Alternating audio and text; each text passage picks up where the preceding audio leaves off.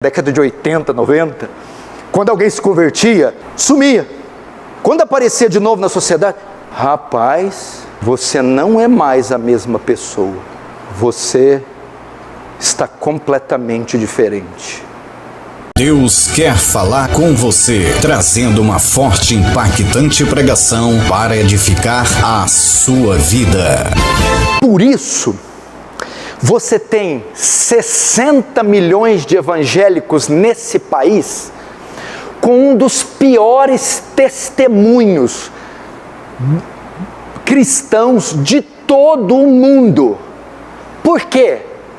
Porque a maioria não entendeu o caráter da salvação, não entendeu o caráter da conversão.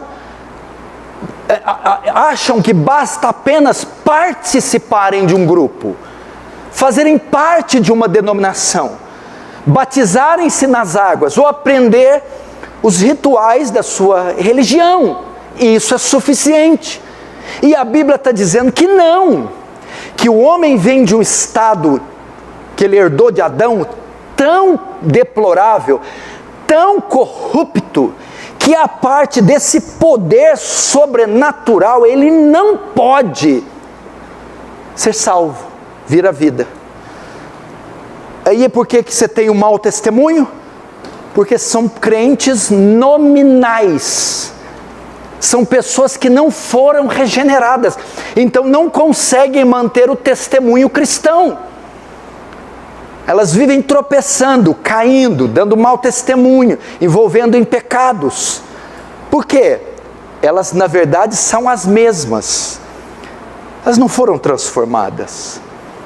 São crentes nominais. Na verdade elas são as mesmas pessoas.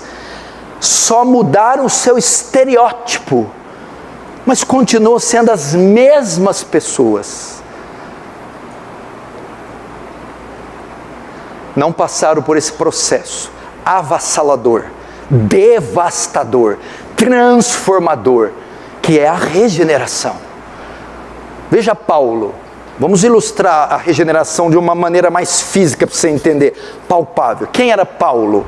Saulo de Tarso, como Nicodemos, judeu, fariseu, conhecia todo o Antigo Testamento, a Torá, era fiel a todos os rituais da lei, mas era assassino de cristãos, maldito. Como é que Saulo se tornou Paulo? Havia uma igreja aberta e entrou. Batizaram ele, falaram para ele, para de seguir esse livro, segue esse. Não, ele estava indo com cartas do sumo sacerdote, até Damasco, com a finalidade de prender cristãos. Estava indo a cavalo, e uma luz no caminho brilhou sobre ele, e uma voz disse: Saulo, Saulo, porque tu me persegues? Saulo cai do cavalo, fica cego. Aquele clarão como o sol do meio-dia aparece para ele. Ele diz: quem és tu, Senhor? E a voz diz: eu sou Jesus, a quem tu persegues. Ali Saulo se converteu. Como? Regeneração, um poder sobrenatural, algo poderoso, transformou ele. Isso é regeneração.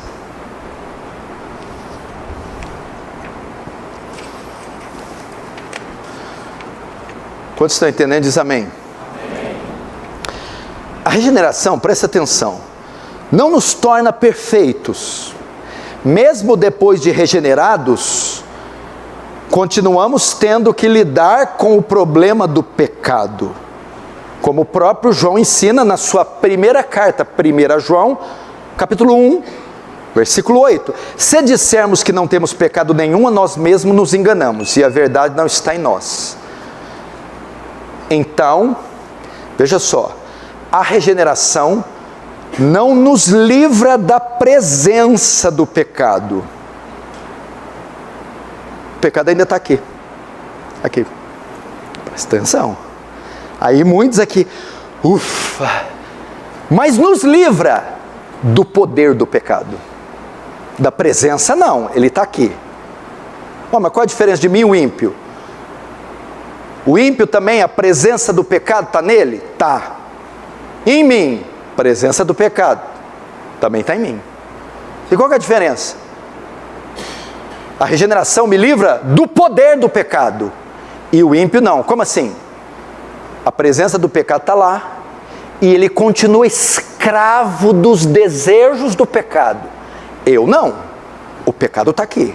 Agora ele é meu escravo, é escravo dos meus desejos. Captou? Eu não fui livre da presença, mas do domínio eu fui. Ele está aqui. Ele acontece. Acontece. Quando ele acontece? Quando eu falho, quando eu deixo, quando eu quero. O ímpio não tem o que querer. Ele é servo do pecado, escravo, e obedece os seus desejos. O regenerado não. Ok? Seremos perfeitos só na glorificação, só no céu. Entretanto, a regeneração coloca em nosso coração uma disposição nova, de modo que não servimos mais o pecado como escravos. É o que 1 João fala, 1 João 3, 9. Olha só, aquele que é nascido de Deus, o que é nascido de Deus? O que é novo nascimento? É regeneração. Aquele que é regenerado não vive na prática do pecado. Não está dizendo que está livre do pecado, mas não vive na prática, não é escravo dele mais. Ele está aqui. Vamos dizer assim, tem um leão dentro de você. Imagina um leão, onde ele passa, ele devora, devasta. Com a regeneração, não é morto o leão. Não mata? Não, não mata. O que faz? Acorrenta, prende, aprisiona. Ele está aqui ainda. Não foi morto, mas está dominado, amordaçado, acorrentado. Isso é regeneração. Portanto, podemos definir a regeneração novamente como a obra do Espírito Santo, pela qual ele inicialmente traz as pessoas à viva comunhão com Cristo, transformando seus corações para que aqueles que estão espiritualmente mortos se tornem espiritualmente vivos, habilitados a se arrependerem do pecado, crerem no Evangelho e servirem ao Senhor. Regeneração. Por que temos tanto pecado na igreja, tanto problema com crentes dando mau testemunho? Simples, não foram regenerados. Estão tentando segurar o leão, mas não consegue, o leão não foi amarrado. Aí invariavelmente ele vai botar as garras, ele vai devorar alguém, o leão está solto. E ele está tentando. É só quando o leão for aprisionado mediante a regeneração, que então a salvação vai se confirmar. Mas eu dei uma agarrada só ontem, uma mastigada anteontem, vou indo, uma mastiga ali, é o crente nominal. Agora vamos ver mais um pouco sobre a natureza da regeneração. Quando eu usar a palavra regeneração, é o mesmo que salvação, é o mesmo que conversão, é o mesmo que vida eterna. São quase que intercambiáveis essas palavras, ok? Vamos ver um pouco da natureza da regeneração. A Bíblia diz, no texto que abrimos, em João, que a regeneração é como o vento. Primeiro, ela é misteriosa. Olha o verso 8. O vento sopra onde quer e como quer. Ela é misteriosa. Não sabemos como ela acontece, não sabemos de onde ela vem, sabemos como ela ocorre, se é dormindo, se é acordado, se é num culto, se é numa vigília, se é pelo ouvido, se é misteriosa, porque ela vem de Deus. Segundo, ela é invisível. Nós só podemos observar os efeitos produzidos, mas não sabemos, nós não conseguimos apalpá-lo, é igual o vento, você não vê, você não sabe de onde ele sai, mas você sabe que ele existe. O texto diz, o vento sopra onde quer, você ouve a sua voz, os efeitos, mas não sabe de onde vem, nem para onde vai. Assim é todo aquele que é nascido de Deus. Então veja só, nós não sabemos onde ele vem, ele é misterioso, ele é invisível, mas com base nas Escrituras, podemos falar alguma coisa sobre a natureza da regeneração. Ok? Vamos ver então algumas coisas. Primeiro, a regeneração é uma transformação instantânea. Presta atenção. A regeneração é uma transformação instantânea. A regeneração é imediata. Ao contrário da santificação, que é um processo contínuo, você se santifica hoje, amanhã, daqui a um ano, você vai se santificando, ok?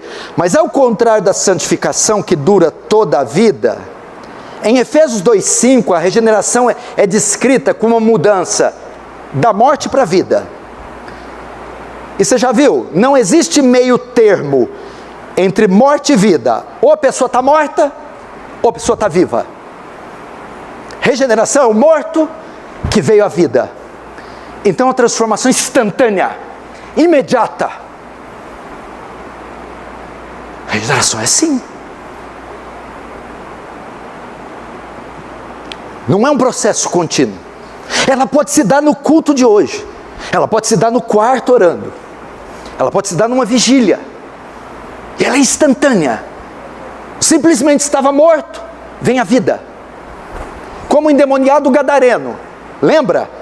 Nu, se cortava com telhas, gritando como louco nos túmulos. O Senhor Jesus vai lá e expulsa o demônio, salva aquele homem, se converte. A Bíblia diz, e viram o endemoniado que tinha legião, sentado, vestido, em perfeito juízo, regenerado, instantâneo. Aquele homem foi livre. De endemoniado, virou um cidadão normal. É uma obra instantânea. A pessoa está viva, a pessoa está morta. Segundo, é uma transformação sobrenatural que Deus realiza no crente. Olha isso aqui. Eu vou tentar falar, porque eu sei que tem gente, você fala 1 milhão de vezes, você soletra, você usa 3 vocabulários, você usa a cartilha caminho suave. Ele ainda não entende. A regeneração não é apenas uma melhoria moral ou social, mas é uma mudança sobrenatural, não é uma melhora moral. Os muçulmanos, quem se converte ao Islã, melhora moralmente. As religiões mudam a moral, catolicismo, espiritismo, todos os ismos. E há também mudança social. Isso não é conversão, não é cristianismo, é evangelho. A regeneração é uma mudança sobrenatural. Veja só, o regenerado não se torna uma boa pessoa. Cara, foi para a igreja, ficou bacana, né? Ficou uma boa pessoa. Não, o regenerado não se torna uma boa pessoa. Ele se torna uma nova pessoa. Uma outra pessoa. É nova, é diferente. A pessoa olha para você. Você já viu uma pessoa quando